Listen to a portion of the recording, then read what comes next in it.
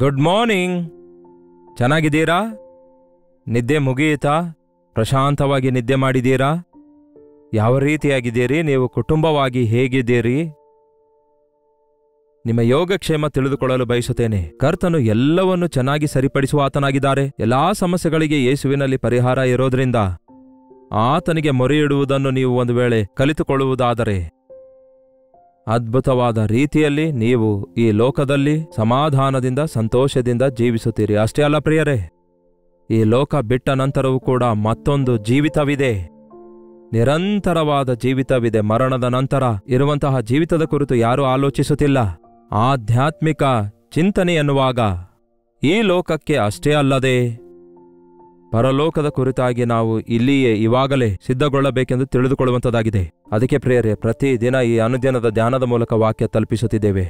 ಬನ್ನಿ ಚಿಕ್ಕ ಪ್ರಾರ್ಥನೆಯೊಂದಿಗೆ ಈ ದಿನದ ದೇವರ ವಾಕ್ಯ ಧ್ಯಾನಿಸೋಣ. ಪರಿಶುದ್ಧ ದೇವರೇ, ನಿಮಗೆ ವಂದನೆಗಳು. ದಿನಗಳು ಕೆಟ್ಟವುಗಳಾಗಿರುವುದರಿಂದ ಸುಮ್ಮನೆ ಸಮಯ ಕಳೆಯದೆ ಸದುಪಯೋಗ ಮಾಡಿಕೊಳ್ಳಿರಿ ಎಂದು ಹೇಳಿದ್ದೀರಿ.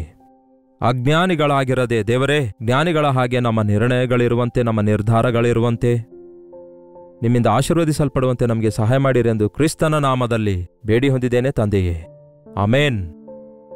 ದೇವರಿಗೆ ಸ್ತೋತ್ರ. ನೀವು ಇತರ ದೇಶದಲ್ಲಿರುವುದಾದರೆ ಎಲ್ಲಿಂದ ವೀಕ್ಷಿಸುತ್ತಾ ಇದ್ದೀರಿ ಎಂದು ಲೈವ್ ಚಾಟ್ನಲ್ಲಿ ಬಂದು ಟೈಪ್ ಮಾಡಿರಿ. ಮತ್ತು ದೇವರ ಸನ್ನಿಧಿಯಲ್ಲಿ ಪ್ರತಿದಿನ ನೀವು ಎಂತಹ ಆಶೀರ್ವಾದ ಹೊಂದುತ್ತಾ ಇದ್ದೀರಿ ಎನ್ನುವುದು ಕೂಡ 8939731313 ನಂಬರಿಗೆ ಕ್ಲುಪ್ತವಾಗಿ ನಿಮ್ಮ ಸ್ವಂತ ಭಾಷೆಯಲ್ಲಿ ಒಂದು ಟೆಕ್ಸ್ಟ್ ಇಲ್ಲವೇ ವಾಯ್ಸ್ ಮೆಸೇಜ್ ಅನ್ನು ವಾಟ್ಸಪ್ ಮಾಡುವುದನ್ನು ಮರೆಯಬೇಡಿ. ಹೌದು, ಅಷ್ಟಕ್ಕೂ ನಿಮಗೆ ವಿವಾಹ ಆಗಿದೆಯಾ? ಅದೇನ್ ಬ್ರದರ್ ಹಾಗೆ ಕೇಳಿದ್ರಿ ಅನ್ನುತ್ತೀರಾ? ಅದೇ ಪ್ರಿಯರೇ, ನಿಮಗೆ ಮದುವೆ ಆಗಿದೆಯಾ? ನೀವು ಹೇಳಿದ್ರೂ ನನಗೆ ಕೇಳಿಸೋದಿಲ್ವಲ್ಲ. ನೀವು ವಾಟ್ಸಪ್ಪಲ್ಲಿ ತಿಳಿಸಿರಿ. ಮದುವೆ ಆದಂಥವರು ವಿವಾಹ ಜೀವಿತದಲ್ಲಿ ಬರುವ ಸಮಸ್ಯೆಗಳನ್ನು ಎದುರಿಸುತ್ತಿದ್ದಾರೆ. ನಿಮಗಿನ್ನೂ ವಿವಾಹ ಆಗಲಿಲ್ಲವೋ? ವೆರಿ ಗುಡ್, ನಿಮಗೂ ಬೇಗನೆ ಆಗುತ್ತೆ. ಆದರೆ ನಿಮ್ಮ ವಿವಾಹ ವಿಷಯದಲ್ಲಿ ನೀವು ಮಾಡಿಕೊಳ್ಳುವಂತಹ ತೀರ್ಮಾನಗಳೇ ನಿಮ್ಮ ಜೀವಿತದಲ್ಲಿ ಒಂದು ಹೊಸ ಅಧ್ಯಾಯವನ್ನು ಪ್ರಾರಂಭಿಸುವುದಕ್ಕೆ ಕಾರಣವಾಗುತ್ತೆ. ನಿಮ್ಮ ವಿವಾಹ ಜೀವಿತದ ಮೇರೆಗೆ ಮುಂದಿನ ನಿಮ್ಮ ಭವಿಷ್ಯವಿರುತ್ತೆ. ಯಾಕೆಂದರೆ ಬೈಬಲ್ ಹೇಳುತ್ತದೆ, ವಿವಾಹವು, ಇಬ್ರಿಯ 13ನೇ ಅಧ್ಯಾಯ 4ನೇ ವಚನ ಹೇಳುತ್ತೆ, ವಿವಾಹವು ಎಲ್ಲಾ ವಿಷಯಗಳಲ್ಲಿಯೂ ಘನವುಳ್ಳದಾಗಿದೆ, ಪರಿಶುದ್ಧವಾದದಾಗಿದೆ. ವಿವಾಹವು ಎಲ್ಲಾ ವಿಷಯಗಳಲ್ಲಿಯೂ ಘನವುಳ್ಳದಾಗಿದೆ. ನೋಡಿ ಪ್ರಿಯರೇ, ಒಂದು ಸ್ಥಳ ಕೊಂಡುಕೊಳ್ಳಬೇಕಾದರೆ ಎಷ್ಟೊಂದು ನಾವು ಪ್ರಯಾಸ ಪಡ್ತೇವೆ, ಹುಡುಕುತ್ತೇವೆ, ಅದರ ಡಾಕ್ಯುಮೆಂಟ್ಸ್ಗಳನ್ನು ಚೆಕ್ ಮಾಡಿಕೊಳ್ತೇವೆ, ಎಲ್ಲವನ್ನು ಸರಿ ಮಾಡಿಕೊಳ್ತೇವೆ. ಒಂದು ಅಂಗಿ ಏನಾದರೂ ಕೊಂಡ್ಕೊಳ್ಬೇಕಾದ್ರೆ, ಒಂದು ಸೀರೆ ಕೊಂಡ್ಕೊಳ್ಬೇಕಾದ್ರೆ ಆ ಒಂದು ಶಾಪ್ಗೆ ಹೋಗಿ ಎಷ್ಟು ಹುಡುಕೋದಿಲ್ಲ ಹೇಳ್ರಿ. 3 ತಿಂಗಳಾಗಲಿ 6 ತಿಂಗಳಾಗಲಿ ಅದನ್ನು ಬಳಸಬಹುದು. ಒಂದು ಕಾಲದಲ್ಲಿ ವರ್ಷಗಳವರೆಗೂ ವಸ್ತ್ರ ಬಳಸುತ್ತಾ ಇದ್ರು. ಆದರೆ ಈಗ ಒಂದ್ಸಾರಿ ಹಾಕಿರುವ ಬಟ್ಟೆ ಇನ್ನೊಂದ್ಸಾರಿ ಹಾಕದೇ ಇರುವಂಥದ್ದು ಬಹಳ ಸೂಕ್ಷ್ಮ ಆಗ್ಬಿಟ್ಟಿದೆ ಅಂತೆ. ಸ್ವಲ್ಪ ಕಾಲದ ನಂತರ ಹರಿದು ಹೋಗುವಂತಹ ವಸ್ತ್ರಕ್ಕೋಸ್ಕರವೇ ಅಷ್ಟೊಂದು ಪ್ರಯಾಸಪಟ್ಟು ನೀವು ಹುಡುಕಾಡೋದಾದ್ರೆ, ಜೀವಿತ ಕಾಲವೆಲ್ಲ ನೀವು ಒಟ್ಟಿಗೆ ಇರಬೇಕಾದ ನಿಮ್ಮ ಜೀವನ ಸಂಗಾತಿಗೋಸ್ಕರ ಎಷ್ಟು ಹುಡುಕಬೇಕು ಹೇಳಿ? ಯಾಕೆ ದುಡುಕಿ ನಿರ್ಣಯ ತೆಗೆದುಕೊಳ್ತೀರಿ? ಲೋಕದಲ್ಲಿ ನಮ್ಗೆ ಯಾವುದಾದ್ರೂ ಇಷ್ಟವಾಗದಿದ್ದರೆ ನಾವು ತಿರುಗಿ ಬದಲಾಯಿಸಿಕೊಳ್ಳಬಹುದು, ಇಲ್ಲವೇ ಅದನ್ನು ಮಾರಿಬಿಟ್ಟು ಮತ್ತೊಂದು ಕೊಂಡುಕೊಳ್ಳಬಹುದು. ಆದರೆ ವಿವಾಹ ವಿಷಯ ಹಾಗಲ್ಲ ಪ್ರಿಯರೇ. ವಿವಾಹ ಎನ್ನುವಂಥದ್ದು ಮರಣದವರೆಗೂ ಒಂದು ಬಾಂಧವ್ಯ ಆಗಿದೆ, ಒಂದು ನಿಬಂಧನೆಯಾಗಿದೆ. ಅಂತಹ ಪ್ರಾಮುಖ್ಯವಾದ ವಿವಾಹ ವಿಷಯದಲ್ಲಿ ದುಡುಕಿ ನಿರ್ಣಯ ತೆಗೆದುಕೊಂಡು ತೋರುವಿಕೆಯ ವಿಷಯಗಳನ್ನು ಮಾತ್ರವೇ ಲಕ್ಷಿಸಿ ಎಷ್ಟೋ ಜನರು ಈ ದಿನ ದಾಂಪತ್ಯ ಜೀವಿತದಲ್ಲಿ ಬಾಧೆ ಪಡ್ತಿದ್ದಾರೆ. ಮೋಸ ಹೋಗಿದ್ದೇನೆ ಎಂದು ಹೇಳ್ತಿದ್ದಾರೆ. ಅಯ್ಯೋ, ಮೋಸ ಹೋದವಲ್ಲವೇ? ಪಾಸ್ಟರ್ ಅವರು ಹೇಳಿದ್ದಾರೆ ಅಂದಿದ್ದಕ್ಕೆ ಒಂದು ಹುಡುಗಿಗೆ ಮದುವೆ ಆದೆವು, ನಮ್ಮ ಸಂಬಂಧಿಕರು ಹೇಳಿದ್ದಕ್ಕೆ ಮದುವೆ ಆದೆನು, ಸ್ವಂತ ಕುಟುಂಬದಲ್ಲಿರುವ ಹುಡುಗಿ ಅಲ್ಲವೋ, ಚಿಕ್ಕಂದಿನಿಂದಲೂ ಗೊತ್ತಿರುವ ಹುಡುಗಿ ಅಲ್ಲವೋ ಎಂದು ಯೋಚಿಸಿ ಮದುವೆ ಆದೆನು. ಆದರೆ ಈಗ ಎಷ್ಟೋ ಬಾಧೆ ಪಡ್ತಿದ್ದೇನೆ ಅನ್ನುವಂಥವರಿದ್ದಾರೆ. ಇದೇನು ಪಾಸ್ಟ್ರೇ, ನೀವು ಆ ರೀತಿಯಾಗಿ ಹೇಳ್ತಿದ್ದೀರಿ? ಹುಡುಗಿಯರ ಕಾರಣ ಹುಡುಗರು ಬಾಧೆ ಪಡ್ತಿದ್ದಾರೋ, ಇಲ್ಲವೇ ಹುಡುಗರ ಕಾರಣ ಹುಡುಗಿಯರು ಬಾಧೆ ಪಡ್ತಿದ್ದಾರೋ ಎಂದು ಕೇಳಬಹುದು. ಸಾಧಾರಣವಾಗಿ ನಮ್ಮ ದೇಶದಲ್ಲಿ ಸ್ತ್ರೀಯರನ್ನು ಬಾಧೆಪಡಿಸುವ ಪುರುಷರೇ ಹೆಚ್ಚಿದ್ದಾರೆ. ಆದರೆ ಬೈಬಲಿನ ಪ್ರಕಾರ ನಾವು ನೋಡೋದಾದರೆ ಒಂದು ದಾಂಪತ್ಯ ಜೀವಿತದಲ್ಲಿ ಒಬ್ಬ ಪುರುಷನಿಗಿಂತಲೂ ಸ್ತ್ರೀಗೆ ಹೆಚ್ಚು ಪ್ರಾಧಾನ್ಯತೆ ಕೊಡಲಾಗಿದೆ. ಅದಕ್ಕೆ ಜ್ಞಾನೋಕ್ತಿಗಳ ಪುಸ್ತಕ 14ನೇ ಅಧ್ಯಾಯ 1ನೇ ವಚನ ಹೇಳುತ್ತೆ, ಜ್ಞಾನವಂತೆಯು ತನ್ನ ಮನೆಯನ್ನು ಕಟ್ಟಿಕೊಳ್ಳುವಳು, ಮೂರ್ಖಳು ಅದನ್ನು ಸ್ವಂತ ಕೈಯಿಂದ ಮುರಿದು ಬಿಡುವಳು. ನಮ್ಮ ವಿವಾಹದಲ್ಲಿ ಸ್ತ್ರೀ ಬಹಳ ಪ್ರಾಮುಖ್ಯವಾದ ಸ್ಥಾನ ಹೊಂದಿದವಳಾಗಿದ್ದಾಳೆ. ಸ್ಥಾನ ಅವಳಿಗಿದೆ. ಕುಟುಂಬ ಕಟ್ಟಲ್ಪಡಬೇಕಾದರೂ ಮುರಿದು ಹೋಗಬೇಕಾದರೂ ಅದು ಸ್ತ್ರೀಯ ಕೈಯಲ್ಲಿದೆ. ಪುರುಷನು ಮನೆಗಳನ್ನು ಬಿಲ್ಡಿಂಗನ್ನು ಕಟ್ಟಬಹುದೇನೋ? ಬಿಲ್ಡಿಂಗು ಅಥವಾ ಮನೆ ಅನ್ನುವಾಗ ಇಟಿಗೆಯಿಂದ ಕಟ್ಟುವಂತಹ ಮನೆಯಲ್ಲ ಅದು. ಹೋಮ್ ಬೇರೆ, ಹೌಸ್ ಬೇರೆ. ಹೌಸ್ ಅಂದ್ರೆ ಇಟಿಗೆಯಿಂದ ಕಟ್ಟುವ ಮನೆ. ಹೋಮ್ ಅಂದ್ರೆ ಆ ಮನೆಯಲ್ಲಿರುವವರ ಹೃದಯಗಳನ್ನೆಲ್ಲ ಕೂಡಿ ಬೆರೆಯುವಂತೆ ಅತ್ತೆ ಮಾವನವರೊಂದಿಗೆ, ಹೆಣ್ಣುಮಕ್ಕಳೊಂದಿಗೆ, ಮಕ್ಕಳೊಂದಿಗೆ ಸಂತೋಷ ಸಮಾಧಾನದಿಂದ ಒಬ್ಬ ಸ್ತ್ರೀ, ಮನೆ ಒಡತಿ, ಮನೆ ಯಜಮಾನಳು ಇರಬೇಕು. ಮನೆ ಒಡತಿಯಿಂದಲೇ ಮನೆ ಗೊತ್ತಾಗುತ್ತೆ. ಮನೆಗೆ ದೀಪ ಸ್ತ್ರೀ ಎಂಬ ಗಾದೆ ಇದೆಯಲ್ಲವೇ? ಒಬ್ಬ ಸ್ತ್ರೀ ಜ್ಞಾನವಂತೆಯಾಗಿರೋದಾದ್ರೆ, ಹೆಂಡತಿ ಗುಣವತಿಯಾಗಿರೋದಾದ್ರೆ, ದುರ್ಮಾರ್ಗಿಯಾಗಿರುವ ಗಂಡನನ್ನು ಕೂಡ ಮಾರ್ಪಡಿಸಿಕೊಳ್ತಾಳೆ. ಎಂಥ ದೌರ್ಭಾಗ್ಯದ ಸ್ಥಿತಿಯಲ್ಲಿರುವಂತಹ ವ್ಯಕ್ತಿಯನ್ನು ಕೂಡ ಒಬ್ಬ ಪ್ರಾರ್ಥನಾಪೂರ್ವಕವಾಗಿರುವ ಹೆಂಡತಿಯಾಗಿರೋದಾದ್ರೆ ಕುಟುಂಬ ಕಟ್ಟಿಕೊಳ್ಳುತ್ತಾಳೆ.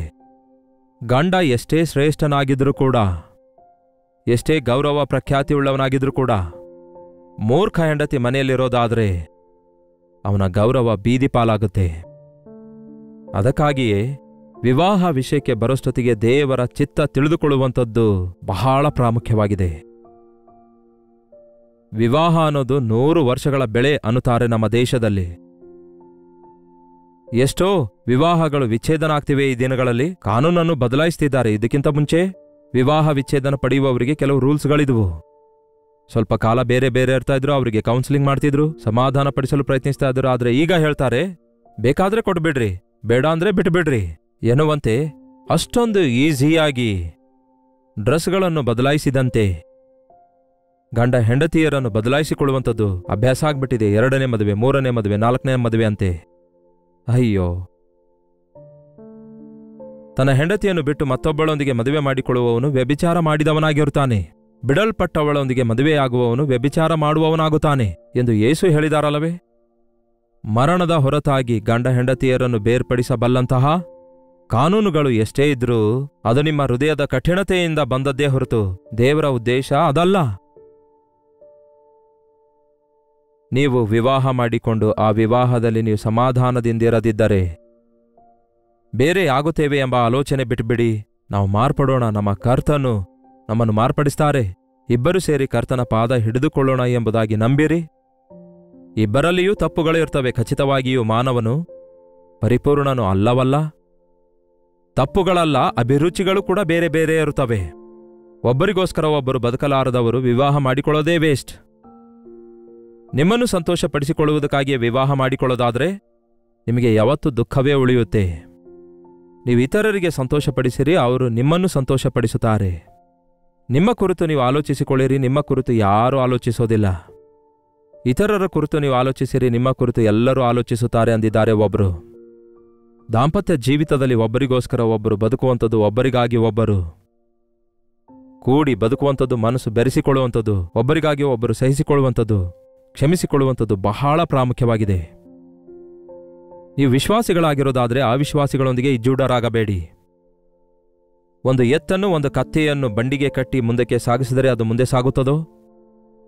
ದುಸ್ಸಹವಾಸ ಸದಾಚಾರವನ್ನು ಕೆಡಿಸುತ್ತದೆ.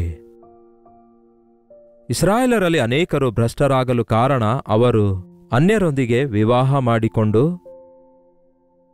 ಅವರ ಜೀವಿತಗಳು ದೈವ ನಿರ್ಣಯಗಳಿಂದ ದಾರಿ ತಪ್ಪಿ ಹೋಗಿ ಗೊಂದಲಕ್ಕೊಳಗಾದುವು.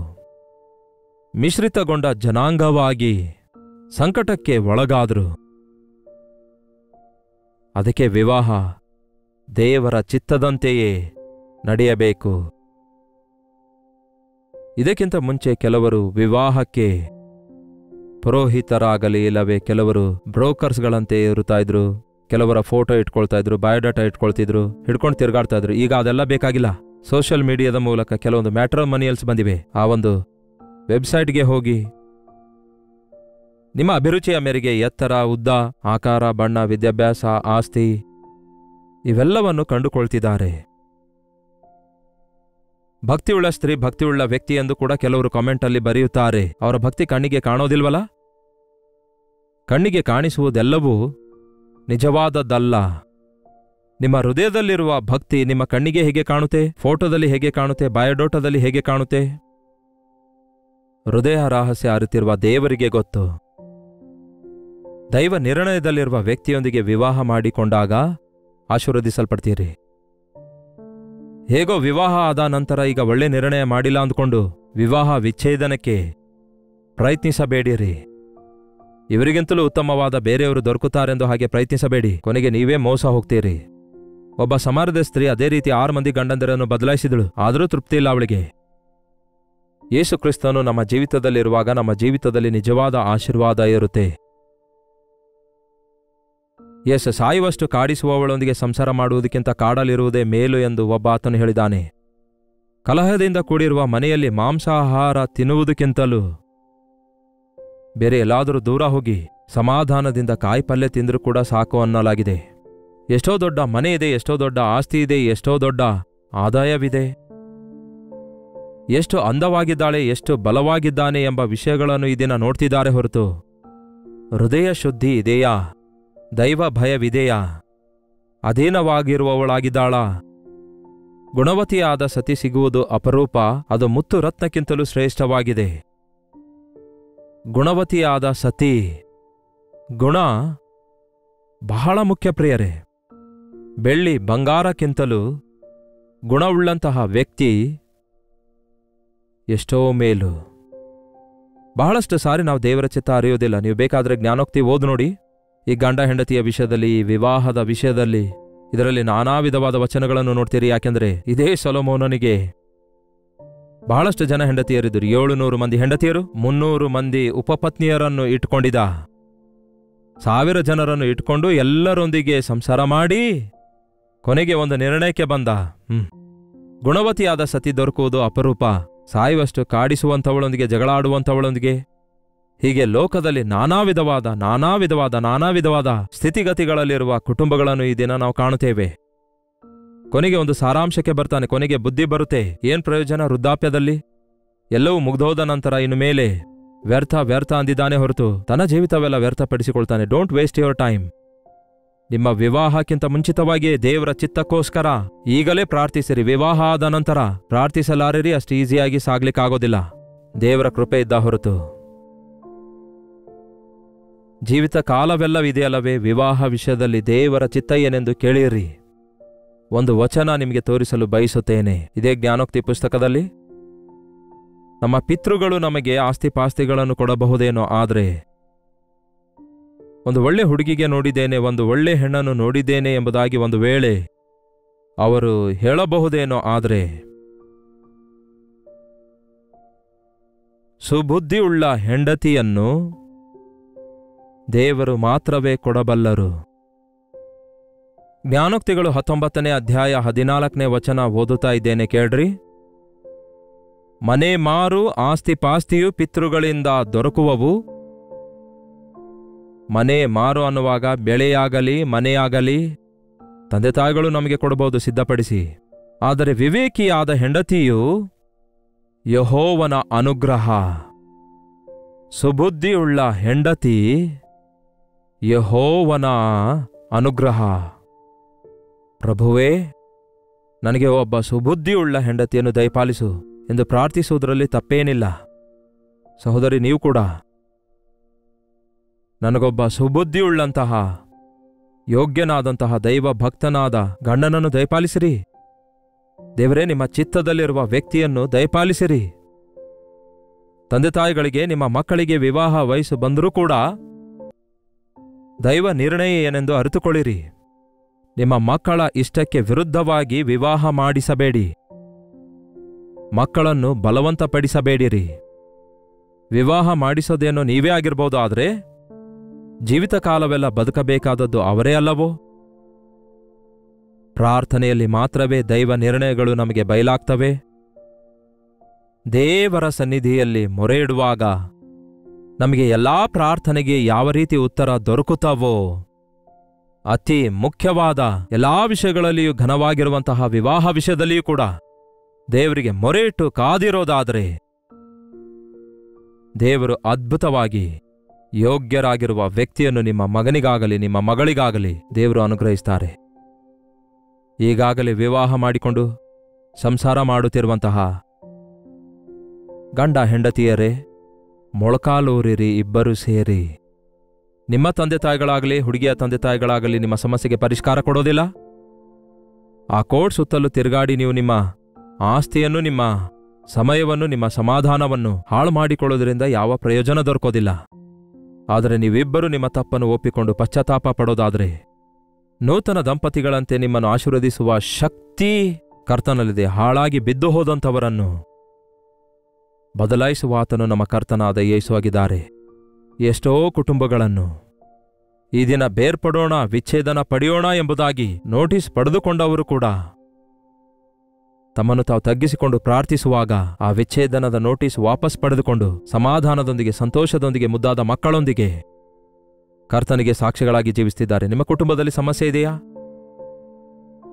ದೇವರಿಗೆ ಮೊರೆ ಇಡಿರಿ. 89731313 ನಂಬರಿಗೆ ನಿಮ್ಮ ಪ್ರಾರ್ಥನಾ ಮನವಿ ಕಳಿಸಿರಿ. ನಾವು ಕೂಡ ನಿಮಗೋಸ್ಕರ ಪ್ರಾರ್ಥಿಸ್ತೇವೆ. ಕಾನ್ಫಿಡೆನ್ಸ್ ಆಗಿರುತ್ತೇವೆ. ನಿಮ್ಮ ಹೆಸರನ್ನು ನಾವು ಎತ್ತಿ ತೋರಿಸೋದಿಲ್ಲ.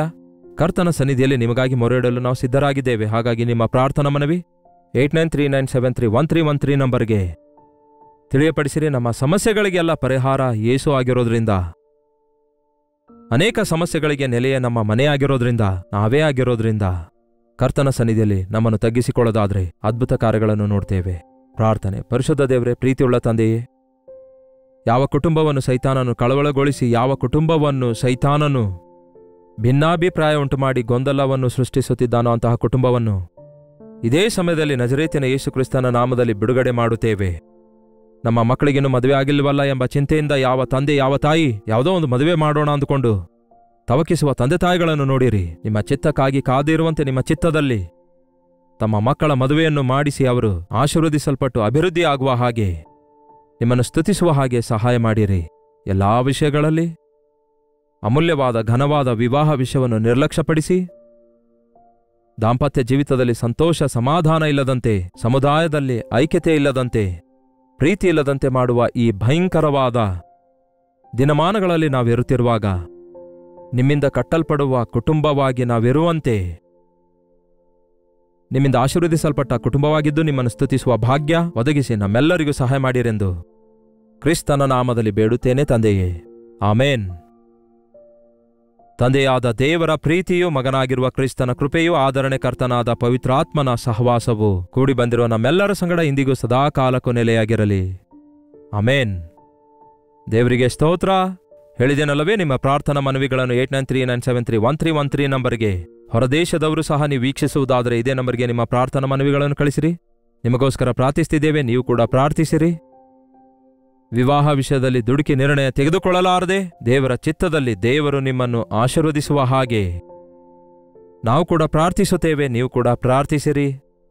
ಕಾದುಕೊಂಡವರಾಗಿರಿ. ದೇವರ ಪ್ರಣಾಳಿಕೆ ನಿಮ್ಮ ವಿಷಯದಲ್ಲಿ, ನಿಮ್ಮ ಮಕ್ಕಳ ವಿಷಯದಲ್ಲಿ ನೆರವೇರ್ತವೆ. ಕರ್ತನ ಚಿತ್ತವಿರುವುದಾದರೆ ಮತ್ತೆ ನಾಳೆ ಅನುದಿನದ ಧ್ಯಾನದಲ್ಲಿ ಭೇಟಿಯಾಗೋಣ. ಅಲ್ಲಿವರೆಗೂ ದೇವರ ಮಹಾಕೃಪೆ ನಿಮ್ಮೆಲ್ಲರೊಂದಿಗಿರಲಿ.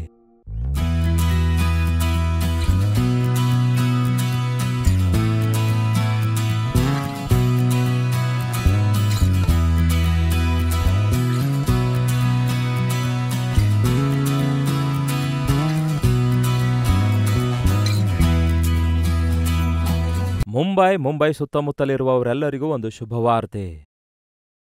ಕರ್ತನ ಚಿತ್ತವಿರುವುದಾದರೆ ಜುಲೈ 17ನೇ ತಾರೀಕಿನಂದು ಮುಂಬೈನಲ್ಲಿ ಮತ್ತೊಂದು ಸಾರಿ ಒನ್ ಡೇ ಗೆಟ್ ಟುಗ್ಯಾದರ್ ಅನ್ನು ಏರ್ಪಡಿಸುತ್ತಿದ್ದೇವೆ. ದೇವಸೇವಕರು ಬರ್ತಾರೆಂದು ಕಾದುಕೊಂಡವರಿಗೂ, ದೇವರ ಸೇವೆ ಮಾಡಲು ಆಸೆಯುಳ್ಳಂಥವರಿಗೆ ಬಲಪಡಿಸುವುದಕ್ಕಾಗಿಯೂ, ಅನುದಿನವೂ ದೇವರ ವಾಕ್ಯವನ್ನು ಸೋಷಿಯಲ್ ಮೀಡಿಯಾದ ಮೂಲಕ ಹಾಗೂ ಶುಭ ಸಂದೇಶದಲ್ಲಿ ಕಲ್ವರಿ ದರ್ಶನ ಎಂಬ ಹಿಂದಿ ಕಾರ್ಯಕ್ರಮದ ಮೂಲಕ ದೇವರ ವಾಕ್ಯ ಕೇಳುತ್ತಿರುವವರೆಲ್ಲರಿಗೂ ಮುಖಾಮುಖಿಯಾಗಿ ನೋಡಿ ವೈಯಕ್ತಿಕವಾಗಿ ನಿಮ್ಮೆಲ್ಲರಿಗೋಸ್ಕರ ಪ್ರಾರ್ಥಿಸಲು ಚೆನ್ನೈನಿಂದ ಮುಂಬೈಗೆ ಬರ್ತಿದ್ದೇವೆ. ನೀವು ಕೂಡ ಈ ಗೆಟ್ ಟುಗೆದರ್ಗೆ ತಪ್ಪದೆ ಬನ್ನಿರಿ. ನಾವೆಲ್ಲರೂ ಸೇರಿ ದೇವರ ಸನ್ನಿಧಿಯನ್ನು ಬಲವಾಗಿ ಅನುಭವಿಸೋಣ. ವಿಳಾಸ ಗಮನಿಸಿರಿ: morning star English school, Sion, Dharavi, Mumbai. ಇನ್ನೂ ಈ ವಿಷಯಗಳಲ್ಲಿ ಹೆಚ್ಚಿನ ವಿವರ ಬೇಕಾದರೆ 9884907779 ನಂಬರ್ಗೆ ನೀವು ಕಾಲ್ ಮಾಡಬಹುದು, ಇಲ್ಲವೇ ವಾಟ್ಸಪ್ ಕಳಿಸಬಹುದು. ಇಲ್ಲವಾದರೆ 95401111 ನಂಬರ್ಗೂ ಕೂಡ ನೀವು ವಾಟ್ಸಪ್ ಮಾಡಬಹುದು. ತಪ್ಪದೇ ಬರ್ತೀರಲ್ಲವೋ? ನಿಮ್ಮ ಬಂಧು ಮಿತ್ರರೆಲ್ಲರಿಗೂ ತಿಳಿಯಪಡಿಸಿರಿ.